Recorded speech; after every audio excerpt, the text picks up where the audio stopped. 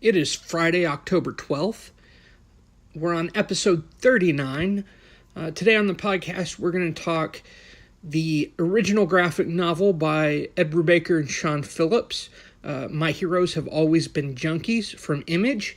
We're going to review that, talk about what I liked about it, what I didn't like, what worked. It made me cry, it made me laugh, all that stuff. And in wrestling, we're going to switch gears. We're going to not so much live up to the title of this podcast, and I apologize. But I feel it's important to talk about Saudi Arabia's current position in the news and how WWE has their deal with Saudi Arabia, the moral implications, what that means, all that stuff. So stick around, because regardless of that segment, the name of this podcast is still This Is Not Life with Adam S. Messinger. If you're reading saga or crying from the muir, he'll deliver a sunset flip, so hold secure. He's got comic books and wrestling all night. This is not life with Adam Messinger. Adam S. Messinger. Howdy, y'all. Welcome to the podcast. I hope your week's been good. I've missed y'all. I don't know who y'all are, but I've still missed you. So as promised today, in the comics section, we're going to look at My Heroes Have Always Been Junkies by Ed Brubaker and Sean Phillips. As I'm reading this right off the bat, one thing that strikes me is it's colored by Jacob Phillips. Now, normally all the Brubaker Phillips projects are colored by Elizabeth Brittweiser. I find it convenient, though, that since she's aligned herself with Comicsgate, and her husband, Mitch, is a huge supporter of Comicsgate, that she's no longer coloring this. And it's convenient that Sean's son, Jacob, is now coloring this. That gives it a completely different look. There's a brightness to it, to the color palette, that I really enjoyed. I feel like for a first effort, Jacob Phillips has done an amazing job. In fact, I hope he colors more of their stuff, and I'd like to see him do colors on other things, just because he did do such a good job. The color palette, it had a lot of the brighter colors. There was pinks, there was light blues, and it really added to the theme of this girl named Ellie and her drug-addicted Hayes. The book is also set in the world of Brubaker and Phillips' Criminal. This was, Criminal was their first project together 10 years ago under Marvel's Icon. They've developed a whole world in the Criminal series. They've got, I think, 10 trade paperbacks out or something like that. It might be less. But all that stuff's been critically acclaimed, and it's the stuff that really put them on the map. This doesn't really show until towards the end of the book, and you see a couple of the characters from the Criminal world, and that's where it really sinks its teeth there, and it ties into it. This is supposed to be a standalone graphic novel, and I feel like towards the end, I'm not going to spoil it, but what they do there, the fact that it ties in, takes away from the impact that could have. For fans of the Criminal series, you're going to love that. It's going to be cool to see some of those characters come up. But for me, who's not really well versed in that world, I had to look up stuff and figure out what was going on. So that was kind of annoying. The main plot overall follows Ellie as she's in a drug rehabilitation center. She ends up falling for one of the other patients there, and then they proceed to go on the run. All the while, Ellie is talking about how she's denying that she has a drug problem the entire time, which I thought was an interesting aspect, especially as an addict. The biggest lie addicts can tell themselves is they're not addicts. And that's how you have a lot of people getting fucked up from drug addiction and all that. So Ellie really encourages this guy to relapse. You can tell that this guy wants to go the sober route. And Ellie, throughout a lot of this, you can tell she has regrets and that she really likes this guy. And while she realizes what she's doing, encouraging his self-destruction along with her own, she also feels bad about it. It's like she knows what she's doing, but she can't help herself. A lot of the flashbacks and all that are her as a kid. Both of her parents have passed away, and how she's used drug addiction to connect with the parents that she's never had. A lot of that's through music, and she has a fascination with people who have died through drug addiction, mostly opioids. There's not a whole lot of so-and-so did crack until they died. A lot of it is, it kind of glorifies, it doesn't glorify, she glorifies heroin addiction. The book itself doesn't promote drugs. It doesn't promote that lifestyle. It doesn't promote addiction. But you can tell, but the main character, you can tell, has a fascination with it, which I thought was a real talent on Brubaker's part, to be able to walk that fine line of having the character really identify with something without it being him promoting it or the book being a theme of promoting it, especially something so awful as drug addiction. Sean Phillips' art in this whole thing is, it's excellent. It does exactly what it needs to do as far as storytelling flow. I mean, Sean Phillips has been working with Ed Brubaker for the longest time now, and they've got such a chemistry together. They're very much the Stan Lee, Jack Kirby of crime comics.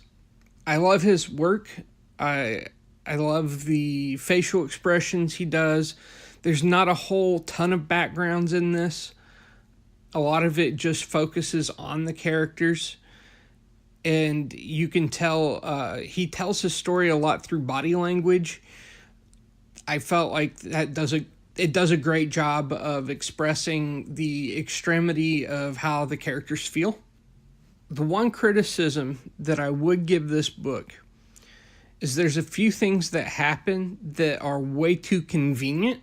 First off, they steal a car and they wind up at a local pharmaceutical joint and they break in and they steal stuff and they don't get caught, which, okay, I can kind of buy that. But then they break into somebody's house who's on vacation, and I felt like that was a little convenient. And then they continue on the run and they find somebody else's house who's on vacation and break in there. And that was just kind of like a stretch for me. I was just like, all right, you're doing all this breaking into stuff and nobody's on your trail. So outside of that, that kind of took me out of it a little bit.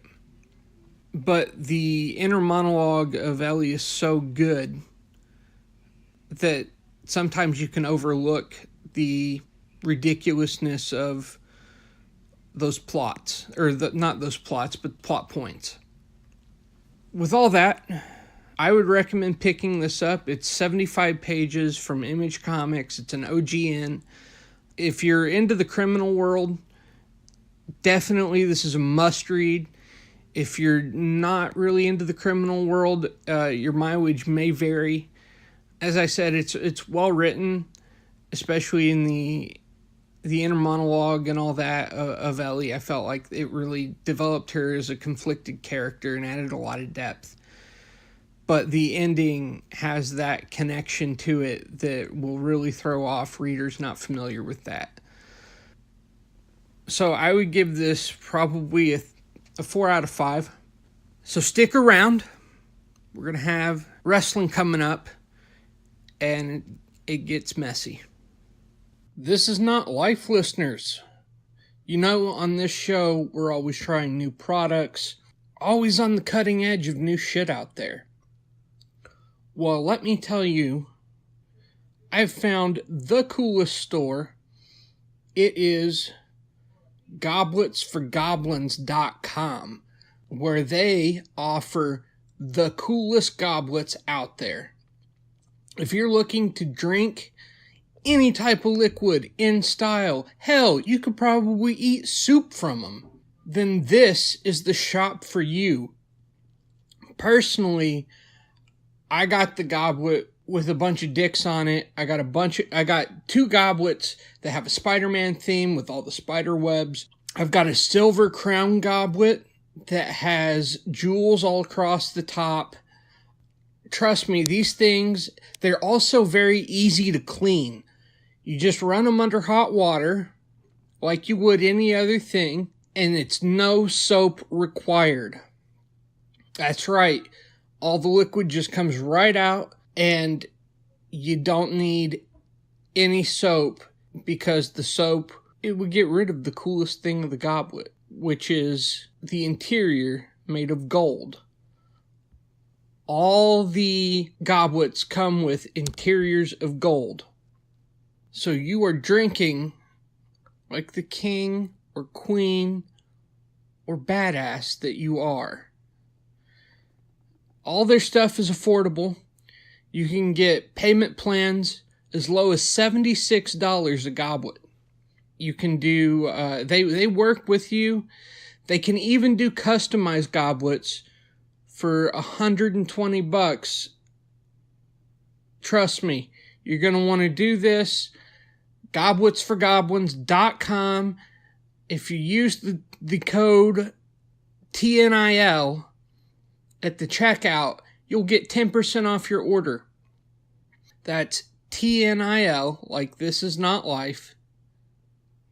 Shit, I said it wrong. It's TINL. I should give you the right code if I'm helping you out with this shit. It's TINL. This is not life. Because I want to give you that hookup and let you experience the premium drinking experience that I've had with the great folks over there. Go pick it up. So WWE is having a pay-per-view out in Riyadh, Saudi Arabia called Crown Jewel. This makes for the second pay-per-view that they're having in a 10-year deal with the Saudi Arabian government, where they're, according to the Wrestling Observer, they're getting 40 to 50 million a show. That's a shit ton of money, and more money than any show that they're drawing, including WrestleMania. I don't have the figures in front of me. That's just a very well-educated guess. If anything, you look toward the talent, and the talent coming out for this event. So you have Shawn Michaels teaming in a tag match with Triple H against The Undertaker and Kane. They're not flying out to Saudi Arabia because they think now is a good time to have that match. No, they're flying out to Saudi Arabia because tons of money. WWE is offering them, at least Shawn Michaels and Undertaker, they're offering them probably 6 figures, maybe 7, just for the one match. To do this, they've got Kurt Angle coming out as part of a tournament they're doing for some cup. They're going to have Randy Orton. I mean, they're going to have the top stars. Rey Mysterio Jr. is going to be there. Brock Lesnar is wrestling, and we all know Brock Lesnar, his per-price appearance is reportedly very steep, if you follow any of the wrestling stuff at all. And he's looking to go back to UFC right now. So for him to stop his training and to head out to Saudi Arabia to do this wrestling match, you know that they're offering him a ton of money. And while I get it from a performer's perspective, if you're being offered that kind of money, it's really hard to say no to. I even get it from a business perspective. When you got a 10-year deal that has probably billions of dollars, as in at least 1 to 2. It's hard to say no to that. But here's where things get gross, in my opinion. So there was a lot of controversy in the very first Saudi Arabia show, and if you go back, it's my very first episode is covering that show, The Greatest Royal Rumble, and they wouldn't allow women on the show. Sami Zayn, who is a wrestler of Syrian descent, they would not let him on the show, and they showed a preview and a video package that showed they were combining. At the time, they were promoting combined pay-per-views between Raw and SmackDown. They had Carmella in it. And Carmella's dressed in her wrestling gear moonwalking. And it's not like her wrestling gear is 2 tassels on her tits and a floss thong. It's a singlet. And it's well designed. And it allows her to perform functionally as a wrestler. And they lost their fucking shit. There was the Saudi Arabian media was very much like, how dare they show this? And threw WWE under the bus in the Saudi Arabian media over this. In fact, that week, women had just gained the ability to drive.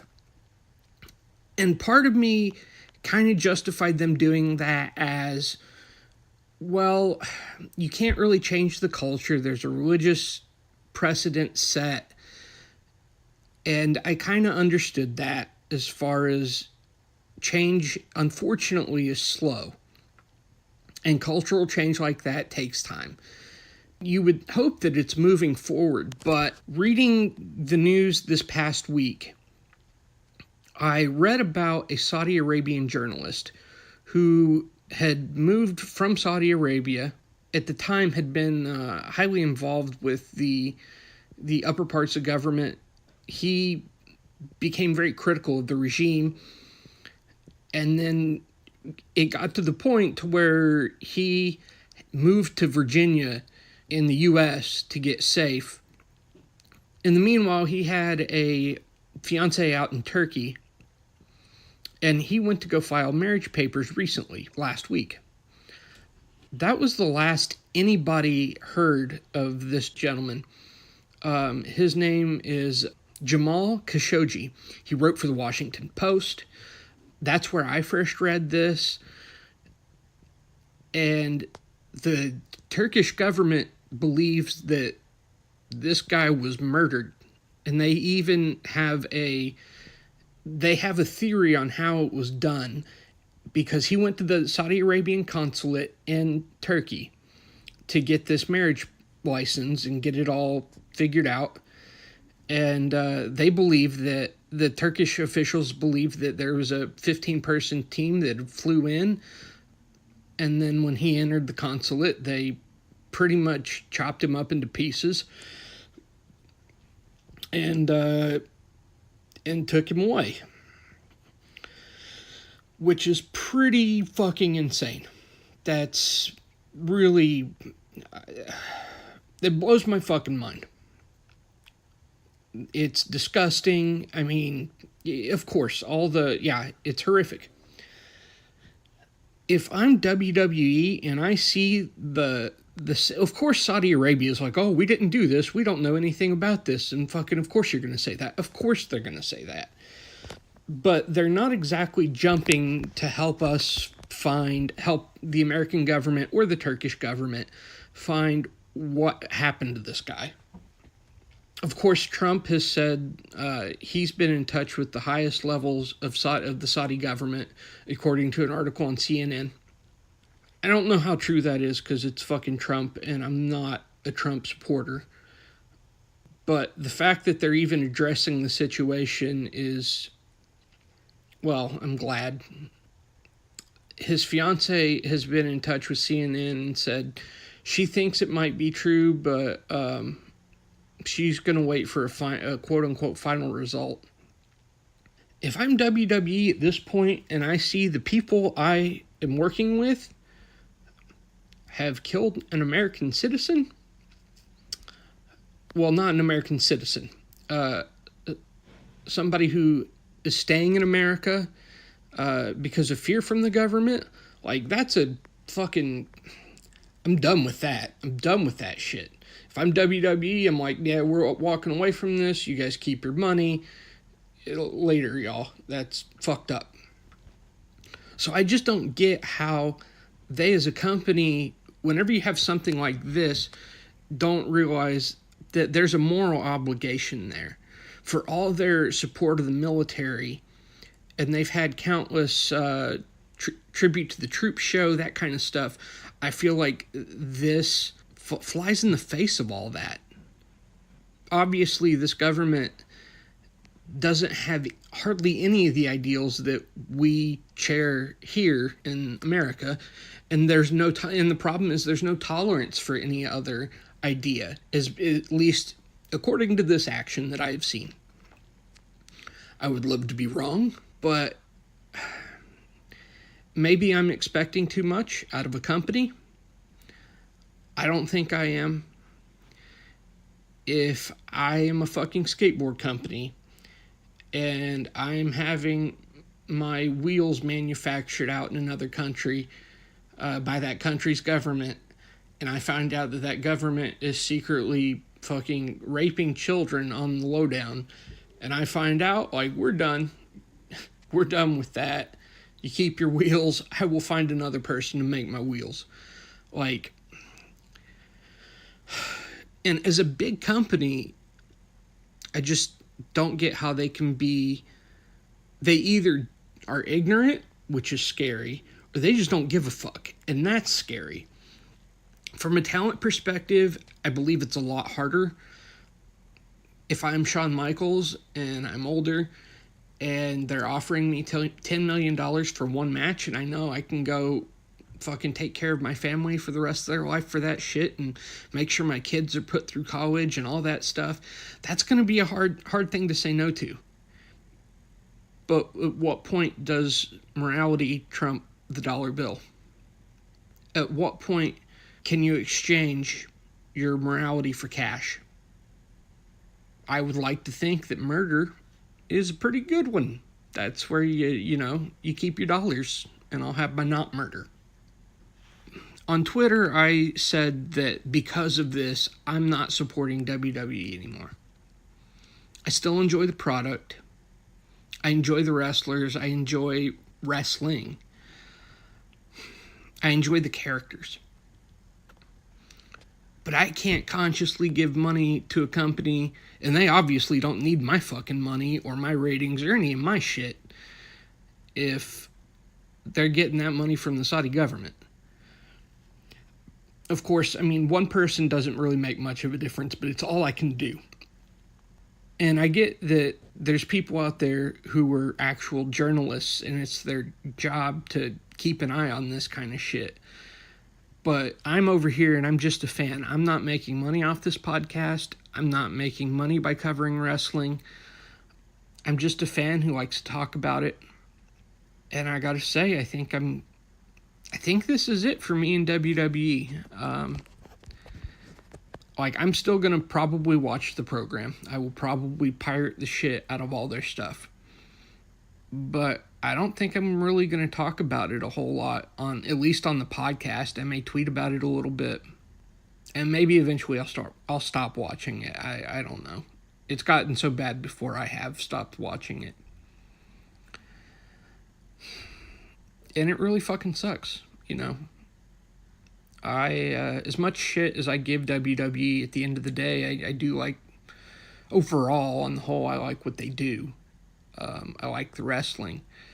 But when it comes down to it, they're a company, and it's easy for them to do shit like be a star and anti-bullying stuff when it benefits them, and it's easy to look the other way when it benefits them. And ultimately, it just shows that any of their overall directives for that type of stuff is ingenuine. So that's kind of all I want to say on that. I would recommend, if you are in the mood to think and you want to know what else is going out on the Saudi Arabia shit.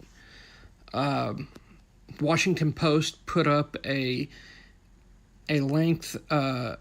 collection of stuff that Jamal Khashoggi had written for them. And I originally found out about this not through wrestling. I was on Twitter and somebody wrote, if a journalist dies, it's our obligation to read what they wrote because that's what they died for. And I definitely, at that time, I agreed with that sentiment. And I did. I started reading the stuff, and I went through, and that's when I started reading about all the bullshit going on out in Saudi Arabia. And, I mean, the lengths they went to kill this man because he criticized them, because he had a dissenting opinion. Say what you will about Trump, and I fucking do not like the guy at all. And I think a lot of our government has fucked up in a lot of ways. I don't think I'm going to get killed by the government because I disagree with them or because I'm critical of them. There's journalists that go around every day and print shit that are against the current regime, and I don't think they're fearing for their lives. So that's going to wrap it up for this. I'm sorry to go out on a low note, but I promise to make it up to you next week. And that's our episode for today. I'd like to thank editor Kevin Lane for editing the F out of this with his loving heart. I appreciate that. I want to thank Dan Faughdner for the graphics and all that stuff. Dandelion Massacre, go to dandelionmassacre.com. They did our lovely theme. And with that, I think I'll see you all next week.